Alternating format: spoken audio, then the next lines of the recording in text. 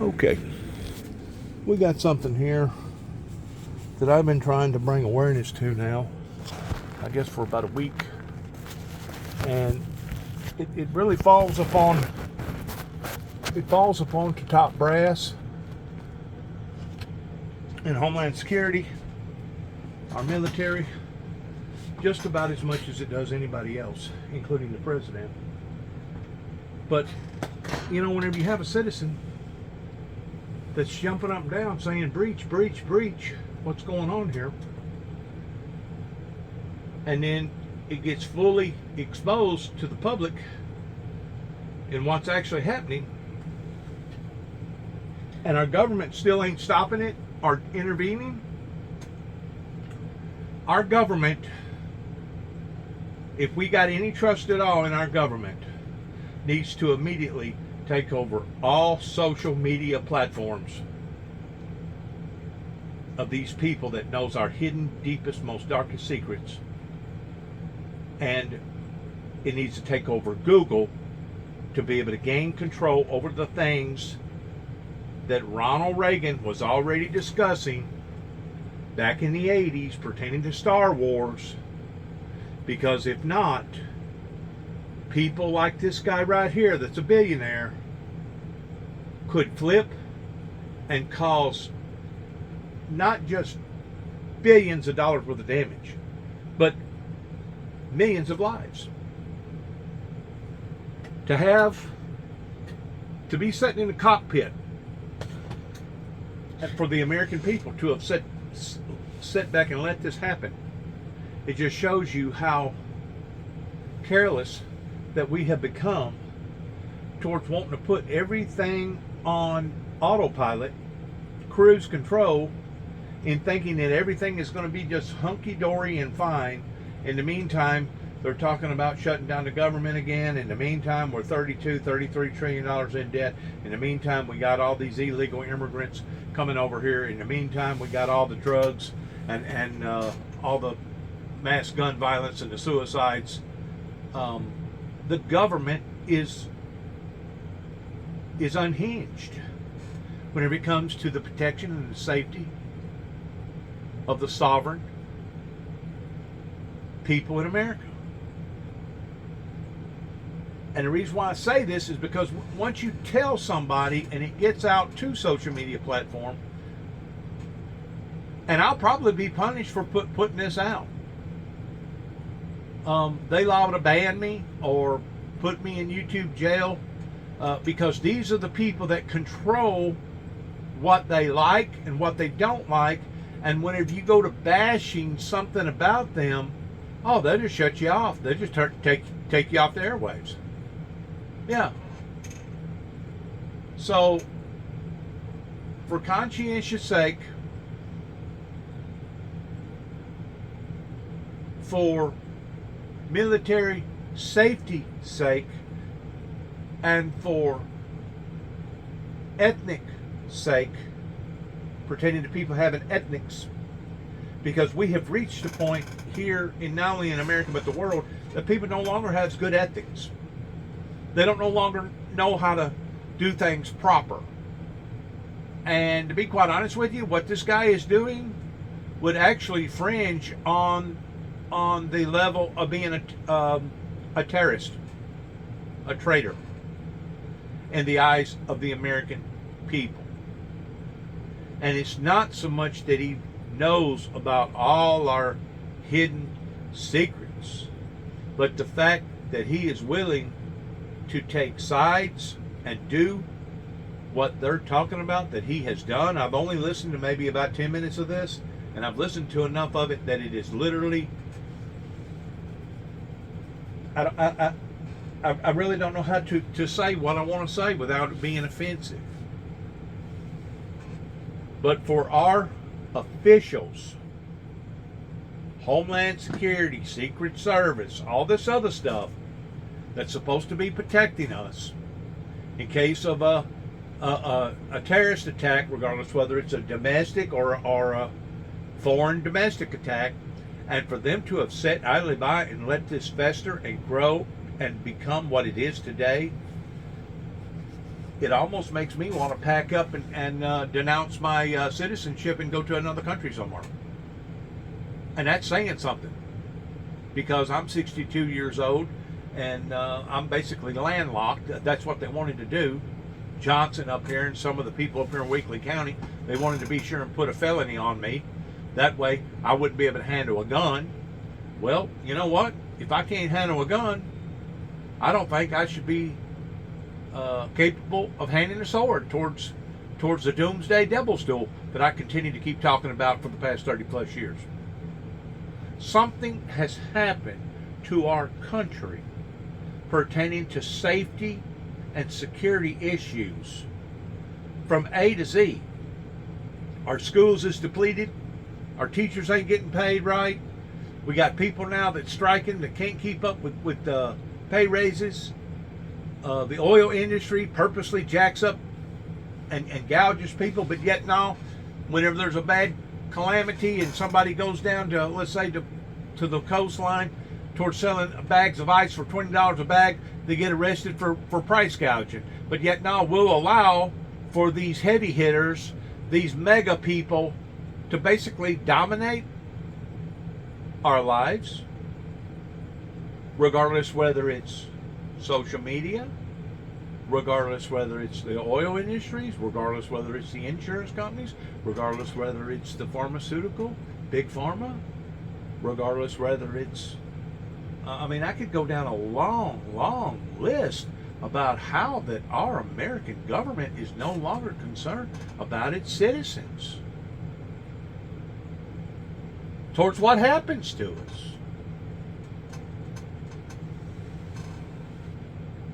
And if the truth be known, Donald J. Trump probably seen that. And it freaked him out whenever he looked and seen the scope of everything, the depth of everything. And if the truth be known, he probably overwhelmed him. Once he got in there, he realized the corruption and how deep that things had become totally upside down in comparison to what we think that things should be. And this is just another clear sign of that. I would like for my viewers to please listen. You can use your own opinions about what you think that you're going to hear right here. But to be quite honest with you, it's almost made me sick. It's almost it has become so emotional that I almost wanted to cry. Almost wanted to cry. Because I'm thinking to myself, the more that I keep talking about the wolf is no longer at the gate, but the wolf is inside the chicken coop devouring the chickens, the more that I keep saying that, and the more that I keep running upon this type of information, verifying that, the sicker that I get towards, my God, how bad can bad really be? If things like this was to be conducted even 30, 40, 50 years ago, it would have been looked upon towards not just being a breach, but it would have been looked upon as being a threat to the security of the United States on the level of treason. What they're fixing to say. Please listen. Military would not be able to do that. Mr. Musk making sure that the Ukrainian military could not use his Starlink satellite internet network, which is what Ukraine uses for connectivity on the battlefield, to advance that operation. He got personally involved to make sure Ukraine had its hands tied in battle. It's reported in Mr. Isaacson's biography. Now, we just got started in on this, okay? But think for yourself, if you as a Ukrainian that's already been run completely out of your territory, your home, your communities are demolished, everything about your life is totally upside down, and you've been fighting tooth and nail, trying to hang on to what you can hang on to, and you just got through listening to that pertaining to Elon Musk, what would be your first feelings and what would be your insight towards why the American government, Pentagon, CIA, the White House would have allowed for this to have occurred? And this is only one of the hidden breaches that of the many that we have not even known nothing about. You know, whenever you get to looking at people selling information, or selling identity to other countries, and people taking their stealing their you know what I'm talking about. Who knows? This has to be governed by a panel of people that we can put trust in, that our government has put in place. You talk about needing a, I guess you'd call it a bird watcher or a whistleblower, somebody to make sure that lines ain't being crossed in regards towards our interest as Americans. Wow. Like I said on one of my other videos, like maybe 2 days ago, this, to me, is more concerning than somebody having the nuclear codes. And the reason why is because somebody like this and this type of inventions, I'm going to use the word inventions because this is kind of a new thing that we're now stepping off into. These inventions can actually be to our doom. Just like the Trojan horse. We thought it was a good thing. You know? We thought it was cute. We thought it was, hey, that's nice looking. Let's bring it over here. Let's start looking at it some more. Let's start using it. Until the real deal come out about why it was ever invented or created to begin with. Please listen. This is absolutely mind-boggling to me. It was first reported by The Economist in October. Then last month, in The New Yorker, reporter Ronan Farrow reported more detail about how Elon Musk has been stopping Ukrainian forces from using this crucial supply line, from using Starlink in Kherson and Zaporizhia and Kharkiv and Donetsk and Luhansk. Musk has been geofencing all of those places in Ukraine, fencing those places off from the Starlink satellite network, deliberately to hamstring Ukraine's military, deliberately to stop Ukraine defending its territory in this war against Russia after Russia invaded them. So, I mean, not to get too simple here, but Mr. Musk is American. He's an American citizen. And it is the explicit, out loud, not at all hidden, totally overt, totally emphatic policy of the United States government to support Ukraine in its war against Russia after Russia invaded them. We provide Ukraine, our ally, lots of military aid and training and intelligence and all sorts of other assistance. They are our ally in that war. But there's this one American private citizen who is intervening to try to stop Ukraine from winning the war, to try to stop Ukraine from defending itself against this Russian invasion, trying to stop it, and in fact stopping it by turning their communication lines on and off at will as he sees fit, or as someone sees fit. Because here's the crucial thing. In Mr. Isaacson's new book, and in Mr. Farrow's reporting for The New Yorker, the thing that stands out here is this. Here's the quote from Mr. Walter Isaacson's book about Mr. Musk intervening in the war to stop Ukraine from its attack on Russian ships. When Mr. Musk made that decision, quote, he had just spoken to the Russian ambassador. He just spoke to the Russian ambassador, and then he made the decision to cut Ukraine's supply lines so they couldn't fight Russia. Think about that. Think about that for a second. Now, if that don't sound treacherous towards treason, I don't know what is. And to me, this is just my opinion about it now. Take it for what it's worth. To me, it's about as senseless and as stupid as what it was during the Iraqi war, whenever Bush would order to have a bridge blowed up, and here would come Halliburton, Dick Cheney in behind them, towards taking on a contract towards building it back. In other words, we was paying our politicians in the sight of war towards blowing up stuff and doing damage, and then we was paying the contract of Halliburton. I think it's Halliburton. It's been so long since I've looked at that, but Dick Cheney was in control over it. Kind of like what they done, Dick Cheney, what that company done down there pertaining to Katrina, towards pocketing a great deal of money off of the misery and sorrow of others. But whenever you have to pay your government to blow up something, and then you have to pay your government or somebody associated with your government to build it back, why did you ever blow it up to begin with? There is so many hidden stupidity things that's going on in our government that I just, it makes me sick at my stomach to hear this stuff.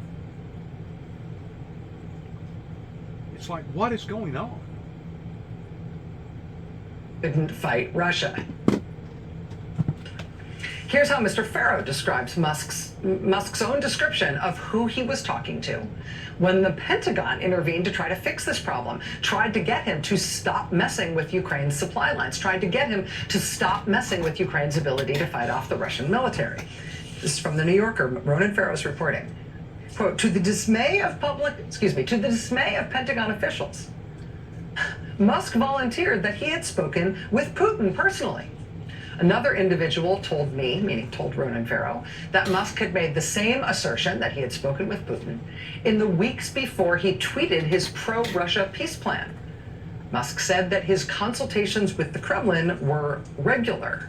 Musk later denied having spoken with Putin about Ukraine, but on the phone, Musk said that he was looking at his laptop and could see, quote, the entire war unfolding through a map of Starlink activity. This was like 3 minutes before he said, well, I had this great conversation with Putin, a senior defense official told me. And we were like, oh dear, this is not good.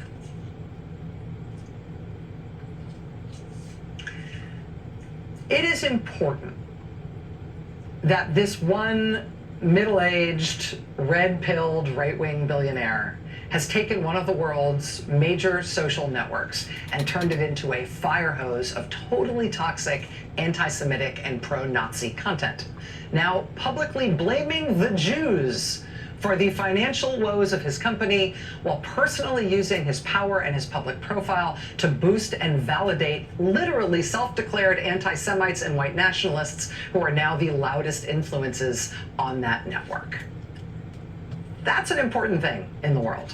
It also seems important that the U.S. space program, in its infinite wisdom, decided to make itself dependent on this same one guy for much of its important ongoing work, as space becomes more and more and more important to American national security.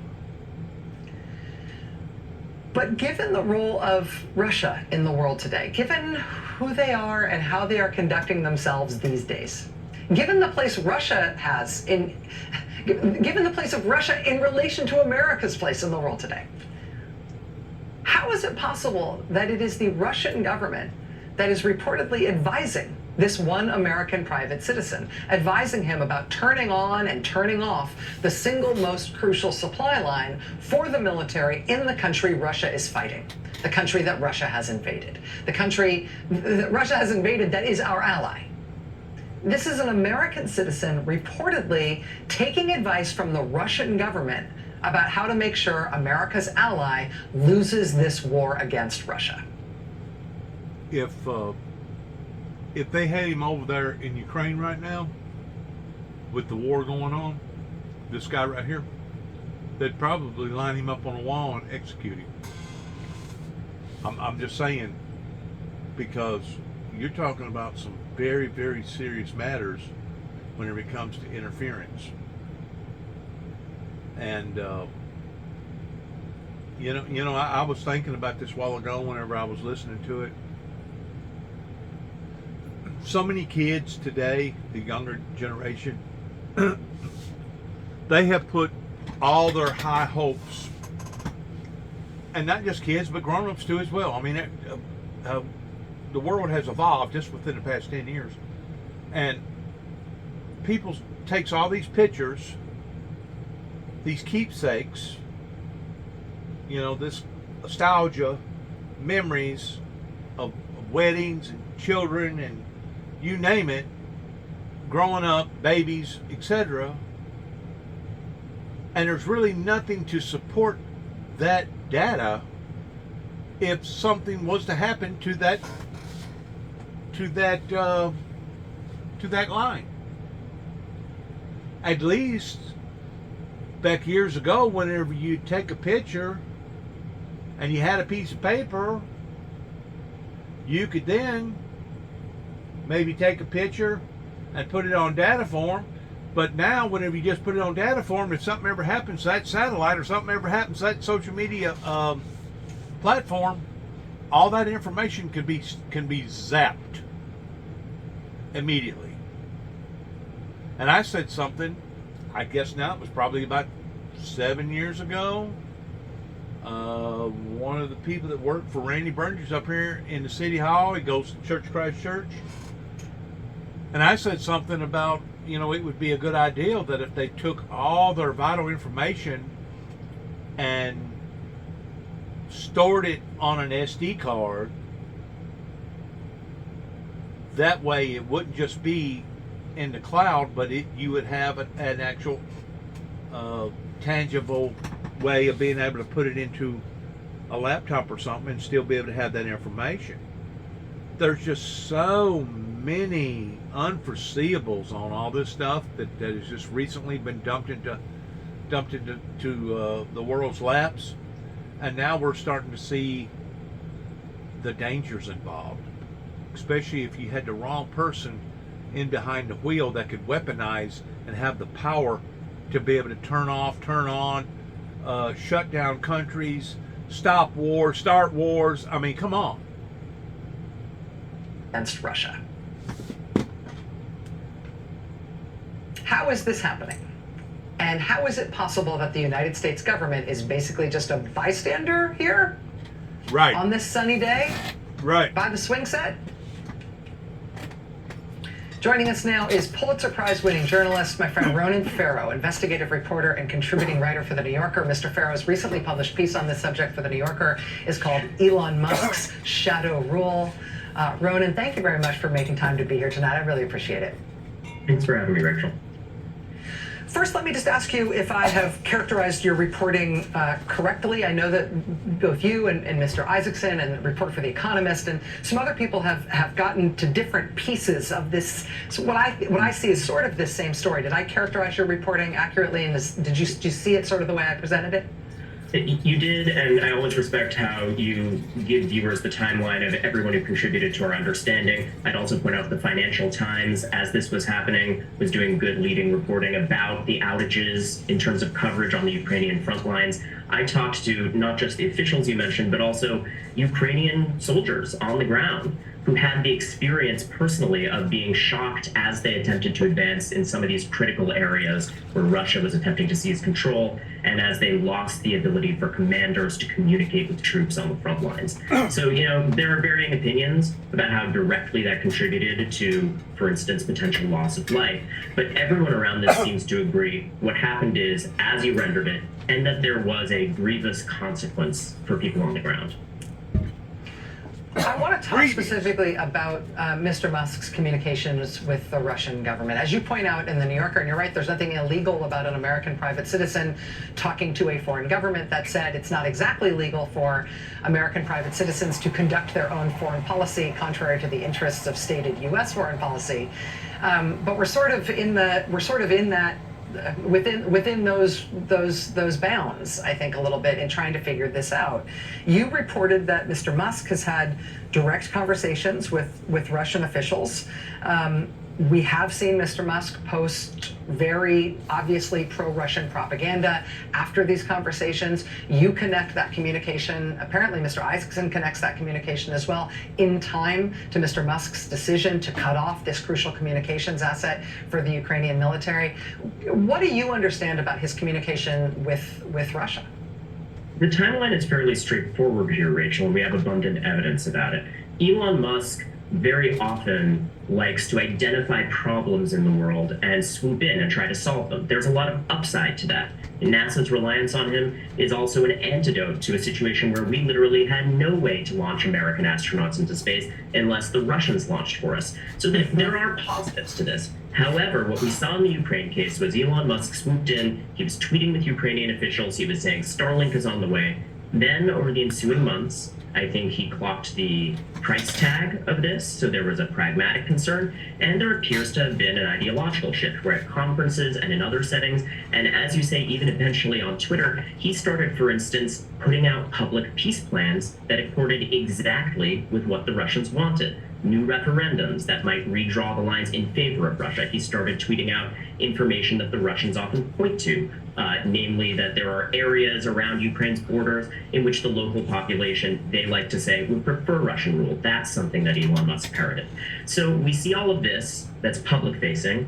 Then we have the fact from multiple people now that he was in many conversations, it appears, with Russian officials, and at least one with Vladimir Putin himself. Later, as you pointed out, he denied that, but that does seem to be the case. And you cited a paragraph where there are unnamed officials saying that. I would point out there's also on the record people saying that. Colin Kahl, a senior defense official who's very respected, is on the record in this piece talking about the conversation you mentioned in which Elon Musk was watching that map and said, "I talked to Vladimir Putin," not in another time, as he's later claimed, not about an unrelated thing, very clearly implying about this in this time frame.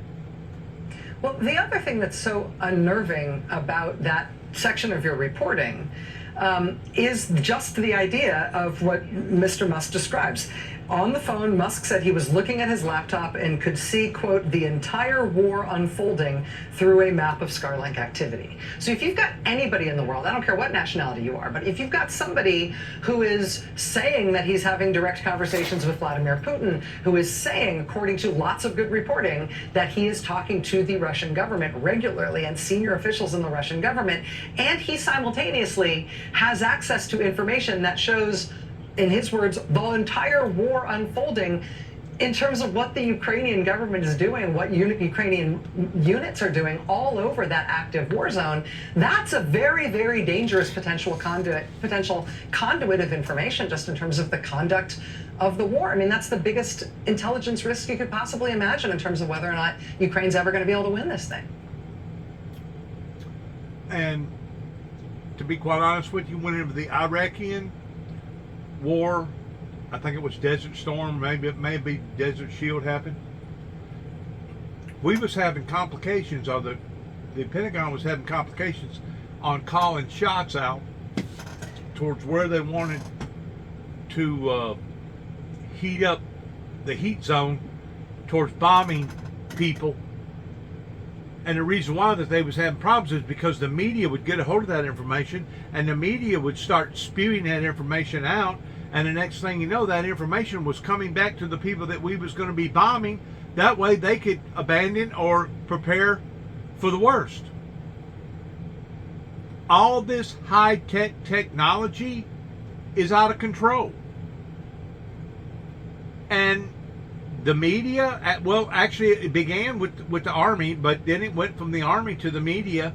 And it's one thing to have a ham radio pretending to being able to communicate with people all over the world, but this type of equipment and these inventions that they got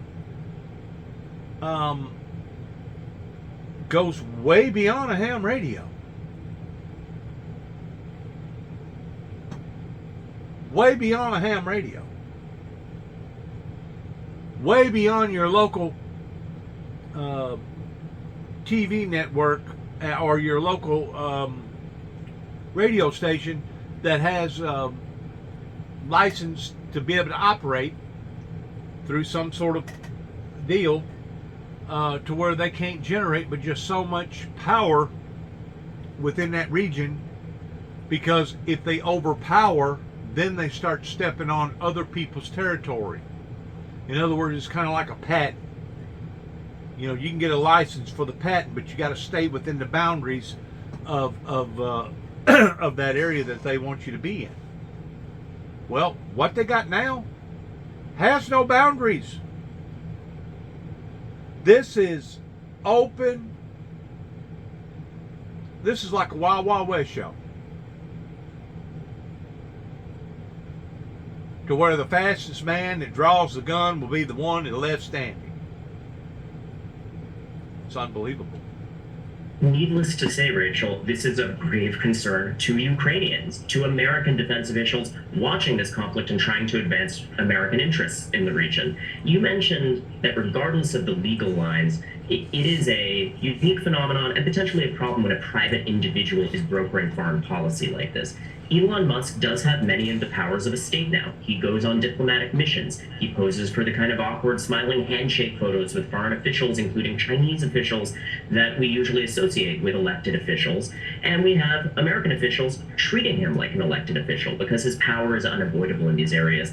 And Elon Musk is also a good lens through which to view the perils of that, because there's a lot of good he does, there's a lot of ways in which he's smart, but we also see erratic behavior. We also see how, as you mentioned, in the kind of radicalism he's displayed on Twitter, he does have a tendency to absorb and carry water for new views that he didn't espouse previously very rapidly. And in this case, he's also an individual who is buffeted by headwinds of incentives around his businesses and where they operate that are not always aligned with American interests. But it turns into a buddy-buddy system that Elon Musk and Elon Musk alone can control. And you don't know if he's going to be in favor tomorrow of the Americans, or maybe in favor of the Russians, or maybe in favor of whatever. I seen something just the I think it was today, it popped up on Facebook, where he was wearing a turban and he looked like a Shah, or he looked like somebody over in the Middle East somewhere, like over in Saudi Arabia or something. I don't know what that was all about, but they're saying that he's in constant contact with all these different people that we have conflict of interest with right now.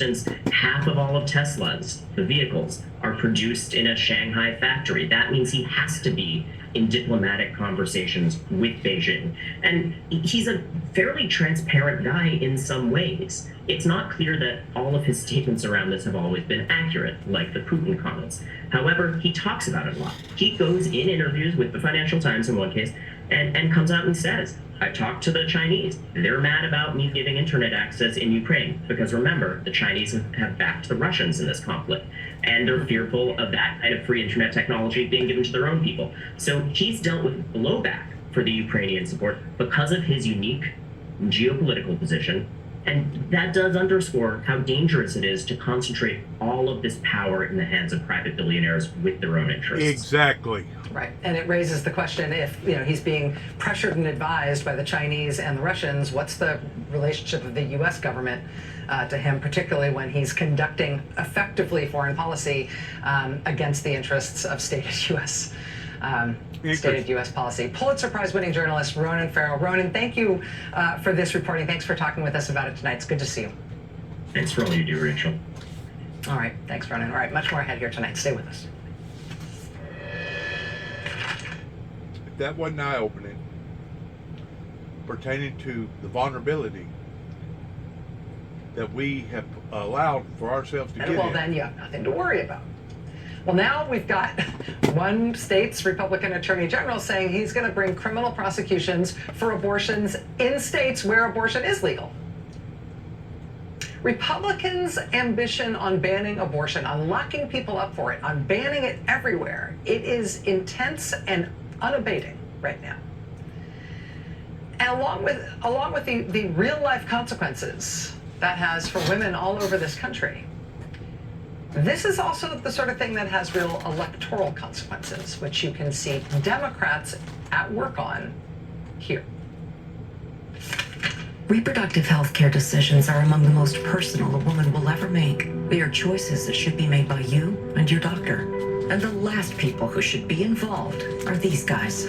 First of all, I'm the one that got rid of Roe v. Wade. Florida Governor DeSantis quietly signed into law one of the nation's strictest abortion bans. Governor DeSantis, you signed a 6-week abortion ban in Florida. I believe in a culture of life. If I were president of the United States, I would literally sign the most conservative pro-life legislation that they can get through Congress. Do you believe in punishment for abortion? Yes or no, as a principle? The answer is that It has to be some form of punishment. For the woman. Yeah, there has to be some form. President Biden and Vice President Harris are determined to restore Roe v. Wade, and they will never allow a national abortion ban to become law. As long as they are in office, decisions about your body will be made by you, not by them. That ad from the Biden-Harris campaign is part of a $25 million ad buy, which is big, running in 7 battleground states. The Biden-Harris campaign is running this ad targeting anti-abortion Republican policies. Earlier than any incumbent nominee has begun running ads in the last 2 presidential cycles. They are up early and big with this message.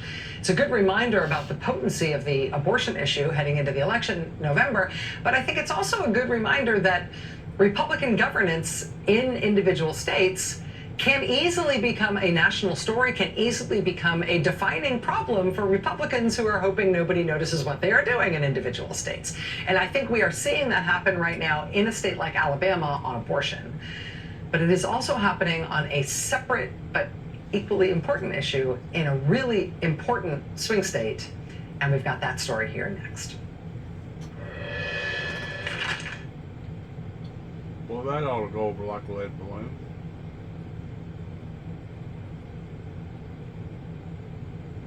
Plus, we'll add it.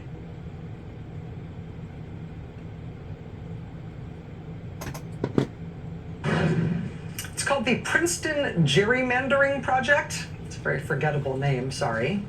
But it does something very simple. They look at political maps from around the country, district lines for Congress and state legislatures. They look at the maps for how well the maps create competitive elections, whether they give one side an unfair advantage over the other side.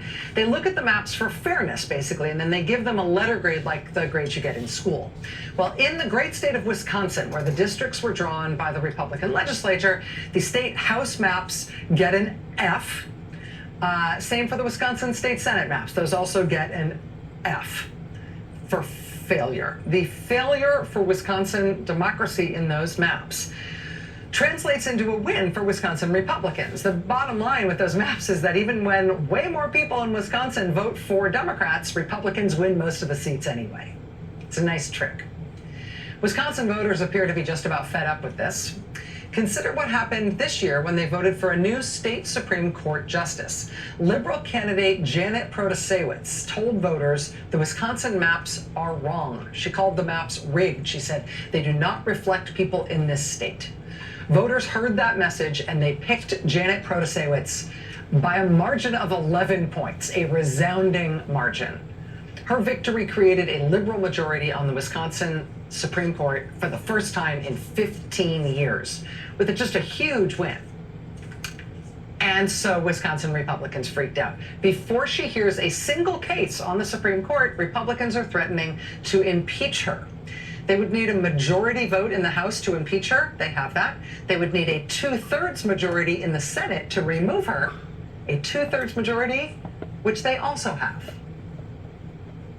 Wisconsin Democrats are now launching a $4 million ad campaign to alert Wisconsin voters, a $4 million campaign to alert Wisconsin voters to what the Republicans are doing, to what the Republican plan is for this new justice that the voters in the state just elected by such a resounding margin. The chair of the state Democratic Party told the national press this week, quote, "The longer they push this forward, the more political price we want to build for Republicans in the legislature and the whole GOP machinery. This could become a fireball that eats all of them up through 2024. Joining us now is the chair of the Wisconsin Democratic Party, Ben Wickler. Mr. Wickler, it's nice to see you. Thanks for being here. Thanks so much, Rachel. The thing that I think is, even if you don't know anything about Wisconsin politics, the thing that I think is shocking from the outside is the size of her victory in that statewide election, and then the immediate move to remove her anyway, even before she's done anything as a judge. How is this being viewed inside the state? There's no more fundamental American value than the freedom to choose our own leaders. So when Wisconsinites find out that a group of politicians led by Robin Vos, the Republican Speaker of our state assembly, are threatening to overturn the last election just to lock in their own power and prevent the public from choosing who leads the state, they are outraged. We've been flooded with calls. People are donating left and right. And more critically, they're calling Republicans in the state legislature to tell them not to do this, not to cross this line and throw out, erase 1 million votes that took place just a few months ago. It is shocking. And this is a moment when everyone needs to weigh in to stop the GOP from essentially undermining the entire system of democracy in our state and creating a precedent that could spread across the country. As I mentioned, Ben, the Republicans do, on paper, have the votes to do this. They certainly have a majority in the House, and they have 2/3 in the Senate, basically exactly, as far as I understand it. What that means is they have the votes to do it, but with zero margin. It means if there are any defectors from this plan, it won't work. Are any Republicans visibly getting a little nervous or wobbly about this? Yes, indeed. So now that the public is finding out about this plot, at the Democratic Party of Wisconsin, we set up a website at defendjustice.com with a scorecard. And if you go there, you'll see that we have our first Republican state representative who came out publicly and said no, he would vote against impeachment. We have a few that have told constituents that they're against, although they haven't said so publicly. And then we have a whole bunch that are saying nothing about their position. Our sense is that they realize that this is a total political disaster for them. That even if they successfully impeached a Supreme Court justice to lock in their power, which has never happened before in Wisconsin or anywhere else, there's never been a purely political impeachment. Even if they did that, voters would eventually have the final say. So they need to step back from this brink. And frankly, what they're proposing is against the Wisconsin Constitution. So they have a pretty good exit ramp. They can just say, they looked at it, it doesn't meet the standard that the Constitution sets out, they're done. If they don't do that, they're going to have to answer to voters for the rest of their political lives. Ben Wickler, chair of the Wisconsin Democratic Party. Ben, I know this is a very hard-fought fight in your state right now. Thanks for keeping us apprised. I appreciate it. Thanks so much. All right, we'll be right back. Stay with us. And I was just thinking, you know, we got legislators that, you know, they squall and bawl with the people whenever a bad gun violent event takes place pertaining to massacres. But then they don't do nothing after everything settles down. So whenever you get to looking at all this chaos, it's like, my God, the Bible's really, really fulfilling itself this time when it talks about that there will be commotions, wars, rumors of wars, earthquakes in divers places, flee into the mountains to get away from the excess water runoff, you know, given out as warnings or advisories. I mean, the Bible is truly fulfilling itself whenever you get to looking at all these problems all over the world. It has absolutely overwhelmed people. Which might not otherwise be on your radar. This is for this week, this week ahead. There are 18 people charged alongside former President Donald Trump in the racketeering indictment in Fulton County, Georgia, right? Of those 18, only one is currently a serving elected official. His name is Sean Still. He's a Georgia state senator. He was one of the fake electors who signed forged documents claiming that Trump had won Georgia when he hadn't. Now Senator Still is under indictment. And here is a fascinating quirk of Georgia state law.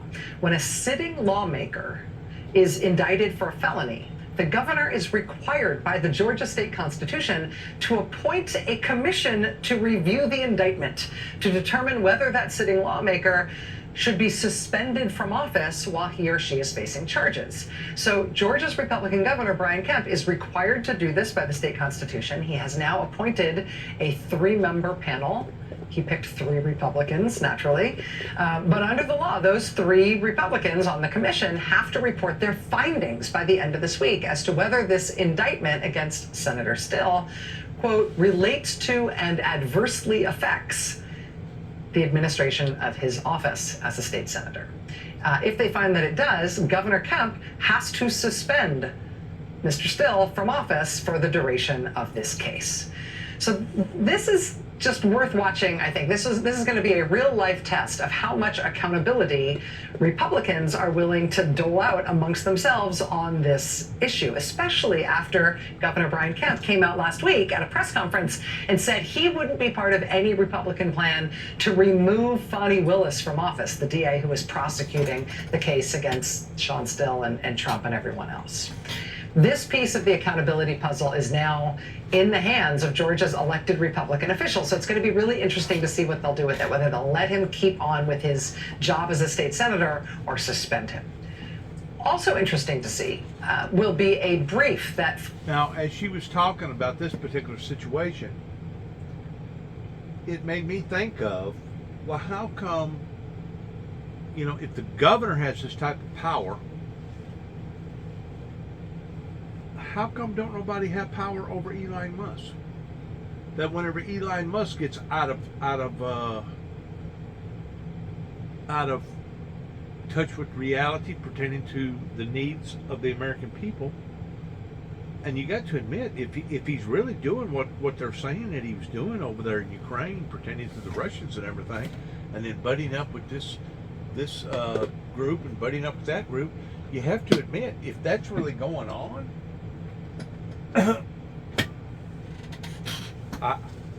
I don't even know how to express my words about it. It absolutely made me almost sick. What's going on right here, this is all in-house with the state of Georgia. But man, you take these social media platforms that's basically spying on people's lives, know everything about them, know about the businesses. At any given moment they can air people's dirty laundry, or at any given moment they could actually blackmail that person and say, look, if you don't do this and this, we're going to expose the things that you're talking about are doing online. And it could be absolutely devastating into people's lives. It could not only cause divorces, but it could cause companies to basically crumble, because the CEO is involved in stuff that now the board members are finding out about. So there's so many hidden variables about social media platforms that so many people hadn't really thought about or studied about. That Fani Willis is expected to file tomorrow. In this brief, she's expected to explain how she thinks it would be possible to try all 19 defendants in the RICO case together, and how she thinks it would be possible for that trial of all 19 defendants to start next month. At last week's hearing that touched on this, the judge in the case declared himself very skeptical that the DA's team would be able to do that because, among other things, the sheer volume of pre-trial motions that would need to be resolved before the trial starts for all 19 defendants. Just tonight, Trump and Rudy Giuliani and other defendants have filed a whole slew of motions, including some that are just asking for the charges to be dismissed. But the court will have to deal with all of those things anyway, and Fani Willis tomorrow will have to try to convince the judge in Georgia that all the defendants can all go to trial all together all at once next month. Willis's office has to file that brief tomorrow, then there will be a hearing before the judge on Thursday morning at 10 a.m., which will be televised. You'll be able to watch it live right here on MSNBC.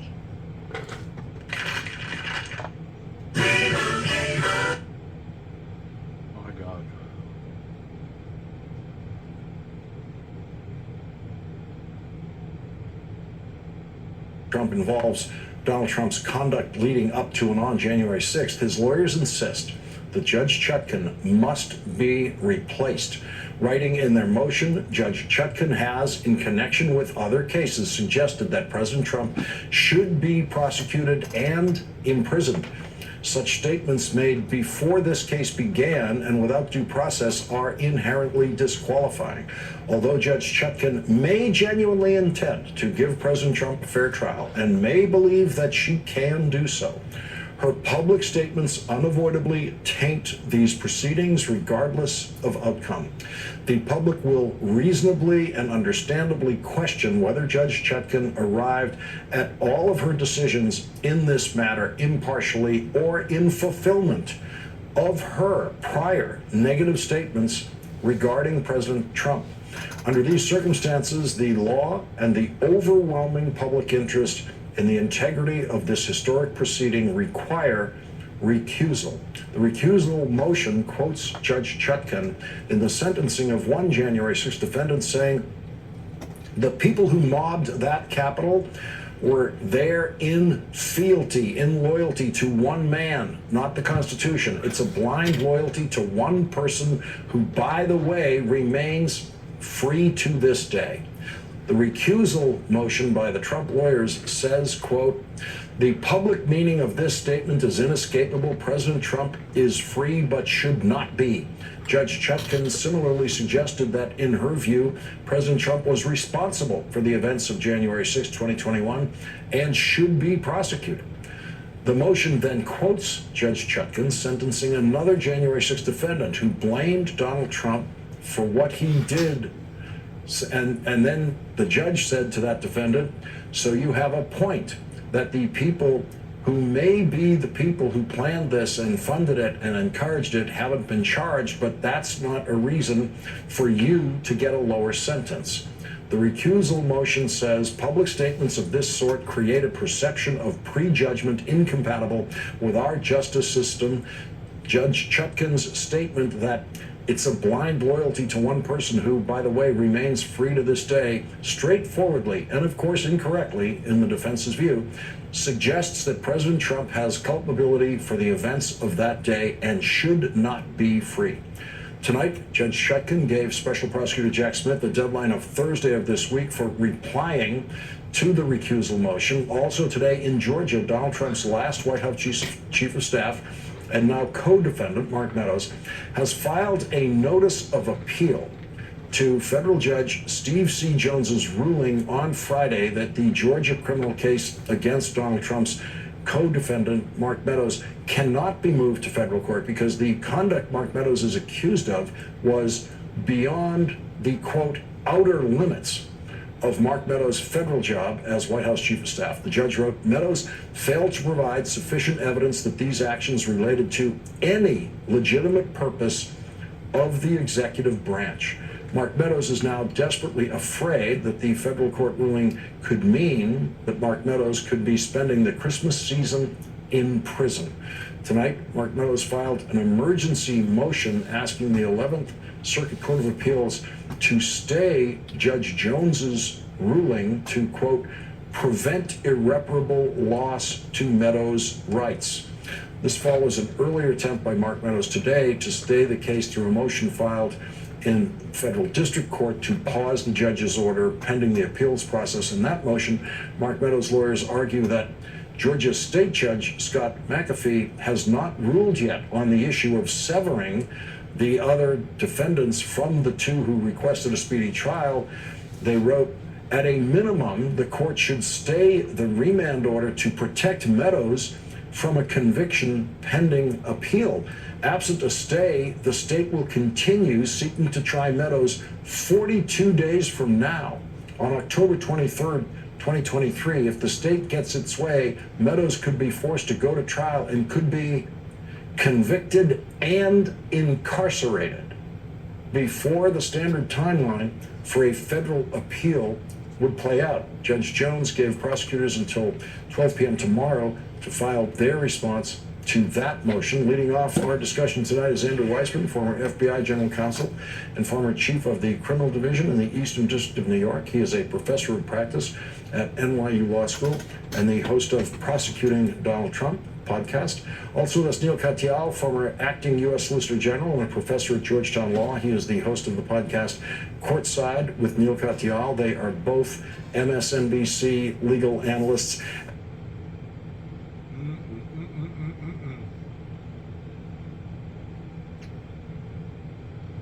One law contradicting another law. It's called a constitutional crisis.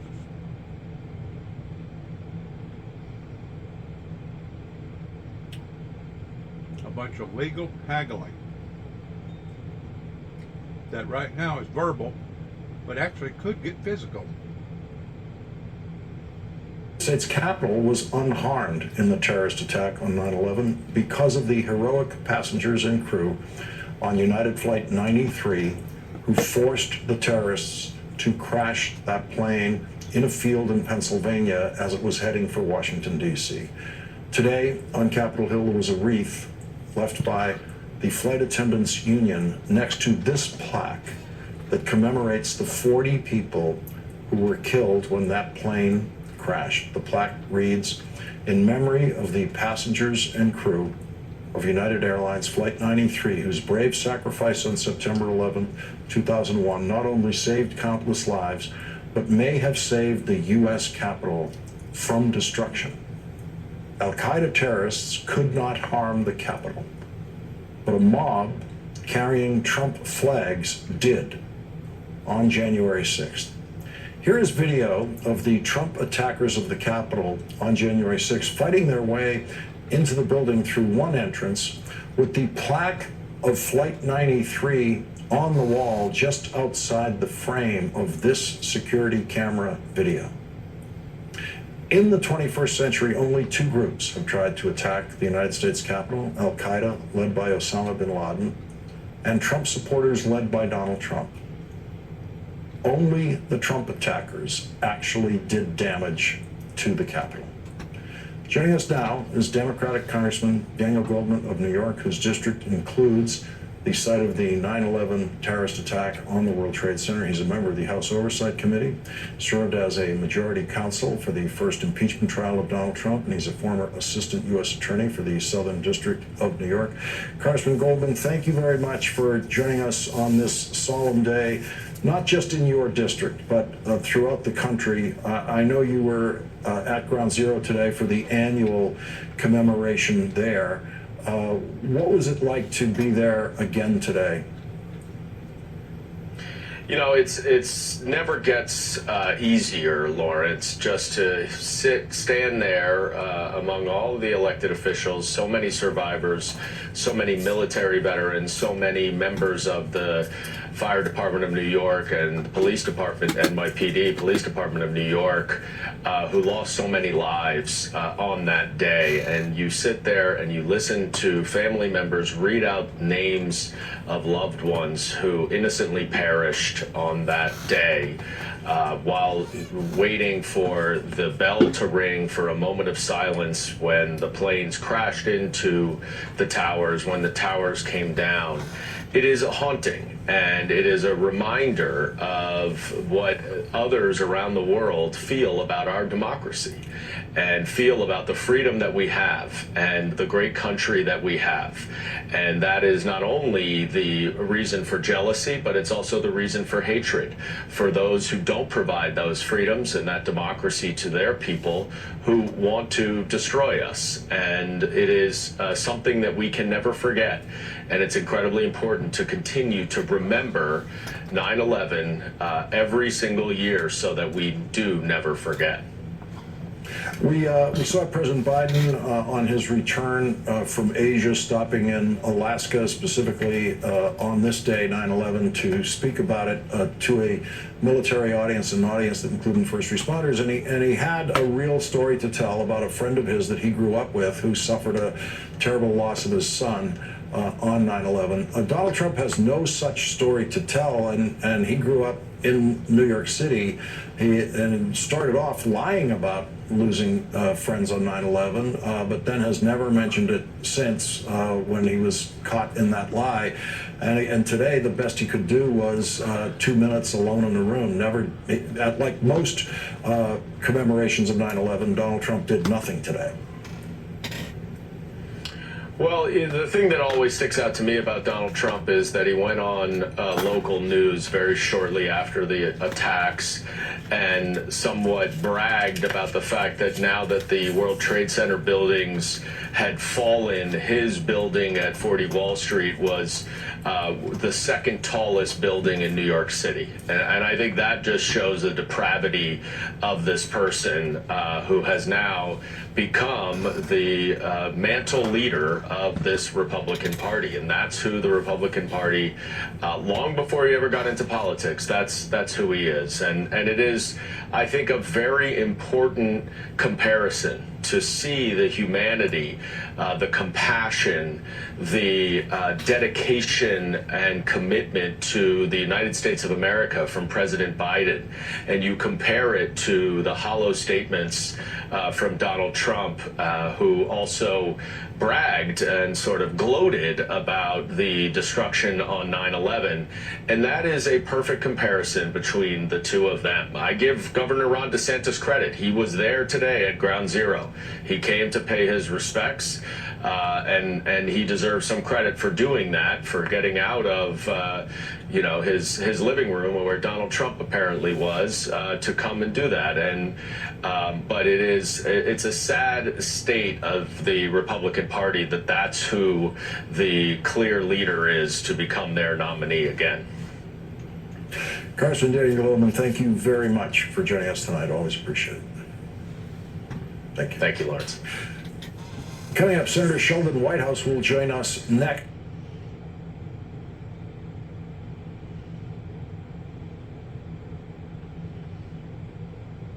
Husband, don't you? Yes, they want your husband. Politico is reporting that Clarence Thomas's wife's income comes from a business she runs called Liberty Consulting. Here's what we don't know about Liberty Consulting. Who contributes how much money to Liberty Consulting? How much of that money is taken home by Virginia Thomas as income to her and to Clarence Thomas? And how does all of that income to Clarence Thomas affect his votes on the Supreme Court? Politico reports that in financial disclosure forms, Clarence Thomas, quote, would go on to simply list that his wife had received money from her consulting business without detailing how much or from whom, or whether any of the people paying her had interests before the Supreme Court. Joining us now is Democratic Senator Sheldon Whitehouse of Rhode Island. He's a member of the Senate Judiciary Committee. He's chair of the Subcommittee on Federal Courts. He's also the host of the podcast Making the Case. Senator Whitehouse, so there's Virginia Thomas saying she knows exactly why people are nice to her, why they want to get close to her, why they want to supply her with income, presumably. And here's Politico reporting more on the machinations of that essentially secret income that she has. Yeah, the first thing to consider here is that she's married to a Supreme Court justice, and they have obligations to make disclosures so that people can evaluate whether there are conflicts of interest that are emerging. And instead of doing that fairly, i.e. in a way that involves the people who are making those donations, she sets up a corporation from which she takes all her money, and all of the donors to her, all of the people who are paying her, give money to the corporation. And rather than disclose who the real donor is, she only discloses that her corporation has given her money. This was a similar stunt to what Gorsuch did with regards to the sale of his personal property. He only reported the sale, the proceeds of the LLC, his corporate entity that held the property, his own corporate entity, giving the money to him. He did not report who gave the money to the outside entity, so it's to his own entity. So it's, it's another example of it's half-truths that makes it shady. Supreme Court not taking seriously its obligations under the ethics statutes, because it's painfully obvious what they're there for. And the idea that you can set up an intermediating private self-controlled corporation and then only report what it's giving to you is just wrong. Manipulative. And let's be clear, income to Virginia Thomas is Clarence Thomas's income. It is every bit as much his own income. So this is a Supreme Court justice's income we are talking about. Yes, and remember that part of this income is coming from, for instance, Leonard Leo, who has directed payments to her, and who in the story helped set up her 501c4, which I'm confident she received money from. And he is deeply enmeshed in this whole billionaire influence scheme around the Supreme Court. So this is not just a question of a woman who has a job, who gets payment, and it's all, on the up and up and completely independent of anything else. A lot of this money that is undisclosed, when we do find out where it's coming from, is coming from that same network of billionaire influencers who are running and managing and help select and are giving instruction to the Supreme Court. Well, Clarence Thomas has said one of his career ambitions was to get really, really rich. It turns out his wife figured out, and he figured out through his wife exactly how to do that. Senator Whitehouse, we have to squeeze in the commercial break here. On the other side of the commercial, I want to see what progress we have made, if any, on Justice Alito recusing. And I say progress because at least he's explaining why he won't recuse. We'll be right back. As far as I'm concerned, they're hustlers. They're hustling the public. They're being manipulative about it. Good luck to all of us. God bless America. Here on this tragic day 22 years ago of 9/11. And may heaven help us all. Shalom.